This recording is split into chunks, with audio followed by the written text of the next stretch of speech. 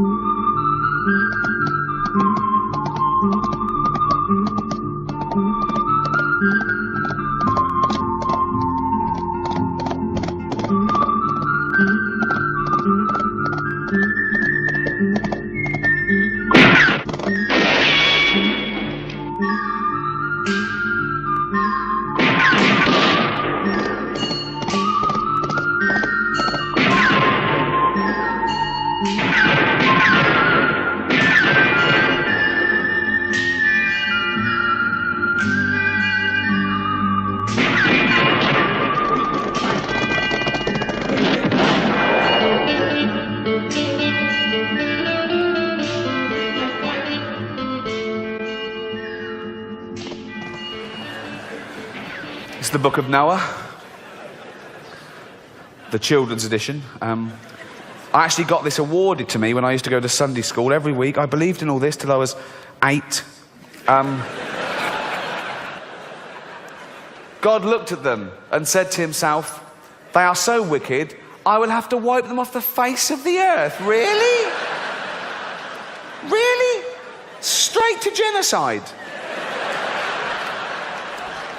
What happened to 1 verbal and 2 written warnings? Straight to the annihilation of the entire human race because of fatty yellow trousers picked someone's nose. Really? Fuck. Anger management, man. Just calm the fuck down. Let's talk about this. There are people who believe that dinosaurs and men lived together, that they roamed the earth at the same time. There are museums that children go to in which they build dioramas to show them this. And what this is, purely and simply, is a clinical psychotic reaction. They are crazy. They are stone cold fuck nuts. I can't be kind about this because these people are watching the Flintstones as if it were a documentary. Mr. Speaker, I believe that God created the known universe, the earth and everything in it, including man. And I also believe that someday scientists will come to see that only the theory of intelligent design provides even a remotely rational explanation for the known universe. But until that day comes, and I have no fear of science, I believe that the more we study the science, the more the truths of faith will become apparent. I just would humbly ask, as new theories of evolution find their ways into the newspapers and into the textbooks, let us demand that educators around America teach evolution not as fact, but as theory, and an interesting theory to boot. But let's also bring into the minds of all of our children all of the theories about the unknowable, that some bright day in the future, through science and perhaps through faith, we will find the truth of from whence we come. And I yield back. So yeah, and the Greeks, the Romans, they went Christian, and then we had Christianity for about 1,500 years. You know, Catholicism, we believed in the teachings of Cathol and everything he stood for. Then Henry VIII came along. Henry VIII, the big hairy king, and he said to the Pope, the head of the Catholic Church, "Mr. Pope, I'm going to marry my first wife, and then I'm going to divorce her. Now I know what you're going to say, but stick with me, my story gets better. I'm going to marry my second wife, and then I'm going to kill her, cut her head off." Ah, not expecting that, are you? Third wife, going to shoot her. Fourth wife, put her in a bag. Fifth wife, into outer space. Sixth wife, on a rotisserie. Seventh wife, made out of jam. Eighth wife... And the Pope's going, "You crazy bugger, you can't do all this. What are you, a Mormon? You can't marry all these people." Now comes a new find by paleontologists in the newspapers all across America. A new study in Nature magazine. 6 to 7 million year old skull has been unearthed. The Torme skull And it suggests that human evolution was actually, according to a new theory, human evolution was taking place, and I'm quoting now, all across Africa and on the earth. And the earth was once truly, and I quote, a planet of the apes on which nature was experimenting with many human-like creatures. Paleontologists are excited about this, Mr. Speaker, but no one's pointing out that the textbooks, I guess, will need to be changed because the old theory of evolution, taught for 77 years in the classrooms of America as fact, is suddenly replaced by a new theory, or I hasten to add, I'm sure we'll be told, a new fact. What you hold in your hand is the proof of their power of invention, their power of technology. Against this, our strength means nothing. Here's the drill. Fundamentalists take it to be the Word, not translatable, not metaphorical, the Word. In the beginning, Genesis, let there be light. Could that be a metaphor for the Big Bang? No, God just went click. So you're saying we're all descended from Adam and Eve, then we're all cousins? That's right. Ding, ding, ding, ding, ding, ding, ding. Here's the thing. There are miracles, though. There's miracles in the Bible. Like when Moses, and I'm not talking guns and Moses. No, I'm not talking, not Charlton Heston going, let the Jews go, the Pharaoh gets 2 in the head. No. Charlton Heston, a man who said guns don't kill people. Apes with guns kill people. I don't think you question, sir. I think you believe in evolution, but you're afraid to say so because your conservative constituency might find that offensive. No, I've said to you, Chris, I believe with all my heart that God created the heavens and the earth, the seas, and all that is in them. How he did that, I'll ask him about someday. But you don't believe it. You don't take a fundamentalist view of the 7 days of creation, do you? Chris. I'm just asking. Do you? Chris, where are we going with this? Where we're going is the question. Is this the caricature of how Republicans are anti-science because I've taken polls because there are polls that show that a huge percentage of the American people don't believe in evolution. A lot of people don't believe in climate change. Scientific theory is based on observations made in the real world. Charles Darwin based his studies on species in the Galapagos Islands. Creationism has its own hotspot, the Grand Canyon, which lecturer Ken Ham says is proof of the biblical flood. When you took your children to the Grand Canyon and stood on the edge of the Grand Canyon, dads, did you teach them the true message of the Grand Canyon? It's a memorial of the fact that you are sinners and we are sinners, and our sin brought death and judgment from a holy God, and man rebelled against God again, and so God came and judged him with a flood. Now get in the car, kids! If we hurry, we can still sacrifice your little sister at the Hoover Dam! Somehow saying that, well, anything goes. We shouldn't offend religious beliefs by requiring kids to to understand reality. That's child abuse.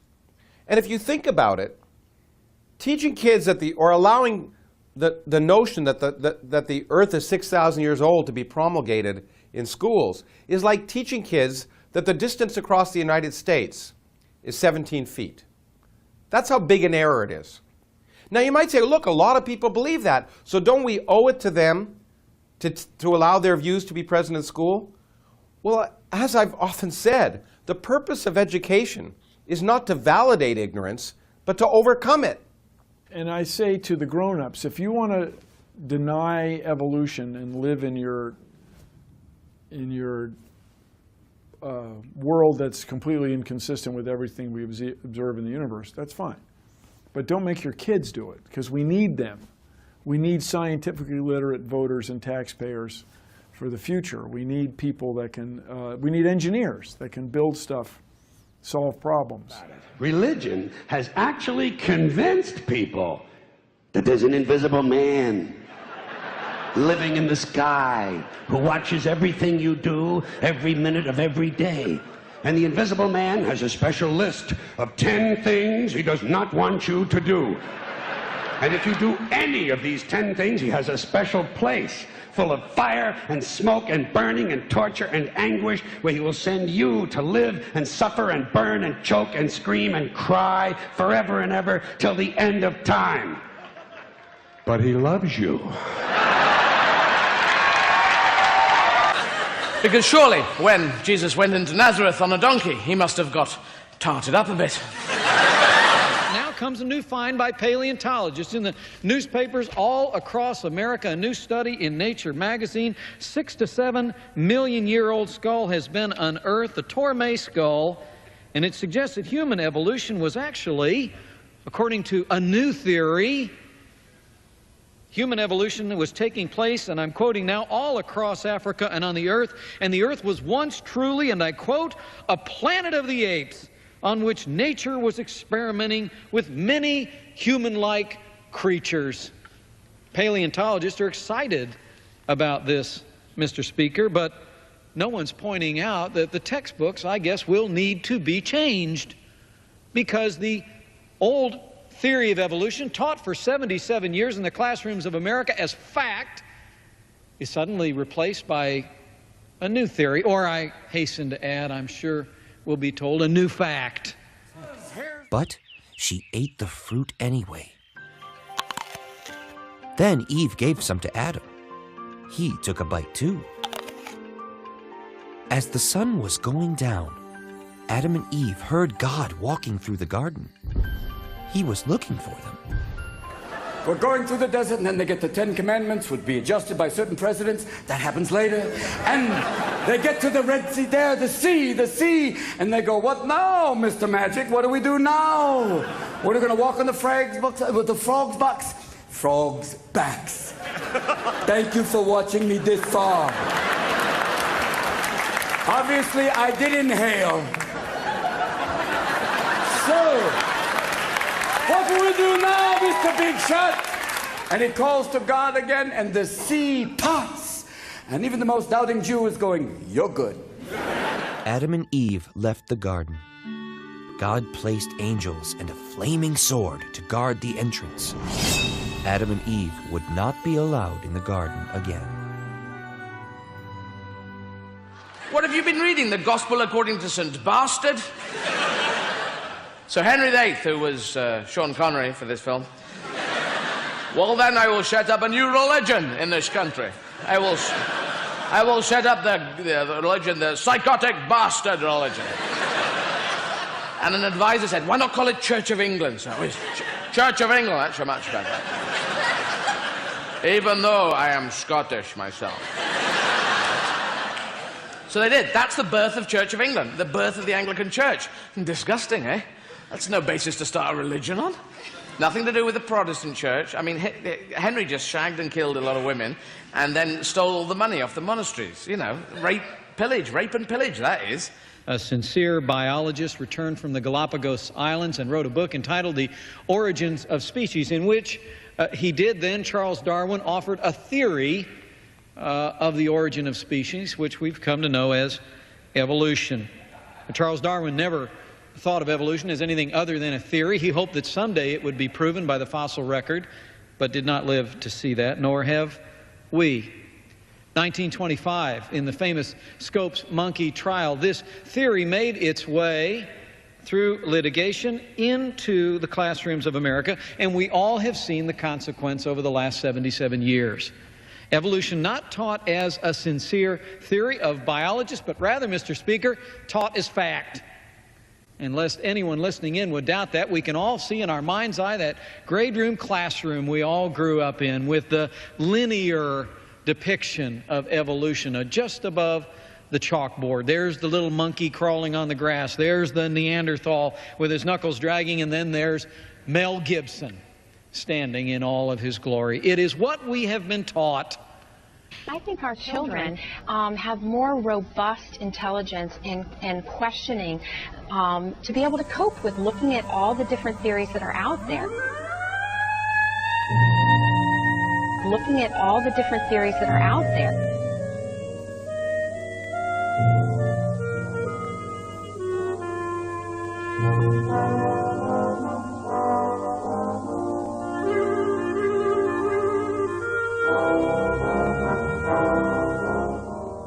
I agree. I wish there was time for children to learn all the different theories. They were shaped by extraordinary people who decided to observe the stars, the rocks, life, heat, light and matter with open minds. They made conclusions based on evidence, not their religious beliefs. Surely the knowledge they've handed down to us will never be kept from our children.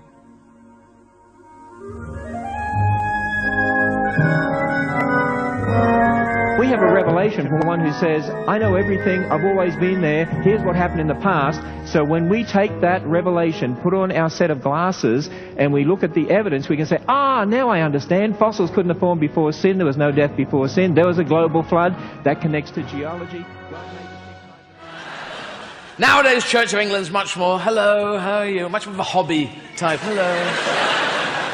A lot of people in Church of England have no muscles in their arms. Hello, yes.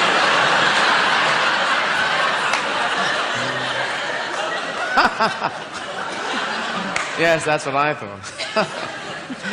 do come in, you're the only one today. Now, the sermon today is taken from a magazine I found. That I found in a hedge. Now, lipstick colours this season are in the frosted pink area, and nail colours to match. And this reminds me rather of our Lord Jesus. Take a look at what he said in an interview with GQ magazine when he was asked how old he thinks the Earth is. Quote, I'm not a scientist, man. I can tell you what recorded history says. I can tell you what the Bible says, but I think that's a dispute among theologians. And I think it has nothing to do with the gross national or gross domestic product or economic growth of the United States. Whether the earth was created in 7 days or 7 actual errors, I'm not sure we'll ever be able to answer that. It's one of the great mysteries. No, the question to him was, do you believe in science? And that's a reasonable question. If Lucy's over 2 million years old, and we have scientific evidence of human life of some form going way back 2 million years, do you just ignore that because it says something in the Bible? What do you do? And a person who behaves like that, it doesn't separate his religion from his scientific faith, don't you have a problem with that person talking to them? Well, I wonder why do we care what... Well, why does this guy say that stuff? Why does he just say, I believe in science? Just say it. Why do we care about what any politician Well, because we thinks? talk about global warming and things like that, you'd like to believe you could start from a common basis, believing in scientific method, or else not. If you don't, then how do you have a conversation? I don't even see the link between the two. I happen to not know how old the Earth is, and I don't think it matters in Washington. And then there's another miracle. The night that Mary said to Joe, I'm pregnant. And Joe went, Holy Mother of God. And she went, you're right.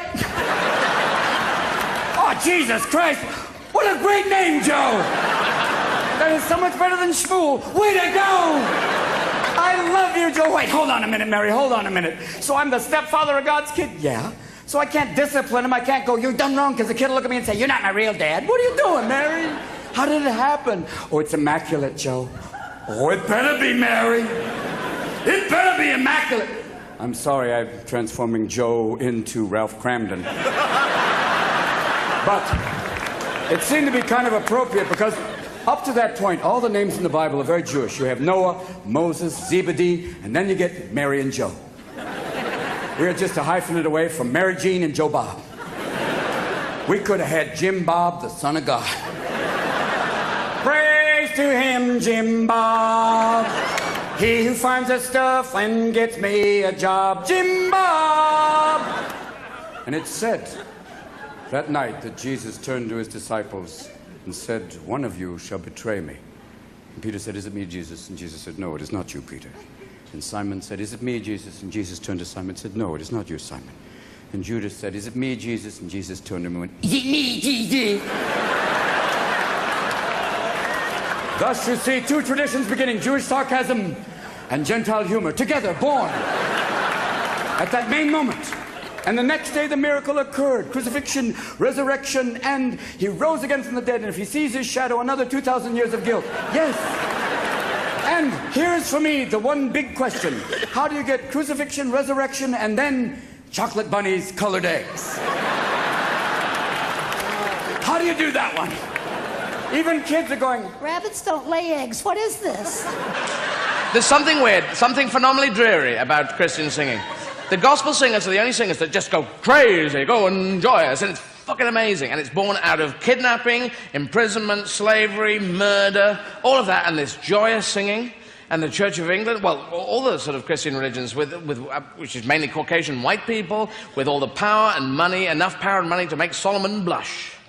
And look, Dad, I went down there, I told them to hang out, be groovy, drink a bit of wine. They split into different groups. You've got the Catholics, the Protestants, the Jesuits, the Methodists, the Evangelicals, the Free Presbyterians, the locked-up Presbyterians, the Quakers, the Bakers, the Candlestick Makers.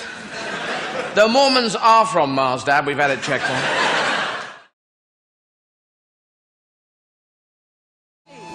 Now you get somewhere and pray and you start doing some repenting here.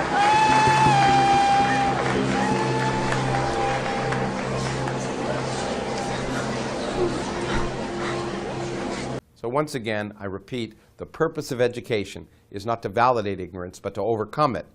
And to overcome a situation where a United States senator can speak such manifest nonsense with impunity is vitally important to the healthy future of our society. Technology and biotechnology will be the basis of our economic future. And if we allow nonsense to be promulgated in the schools, we do a disservice to our students, a disservice to our children, and we're guaranteeing that they will fall behind in a competitive world.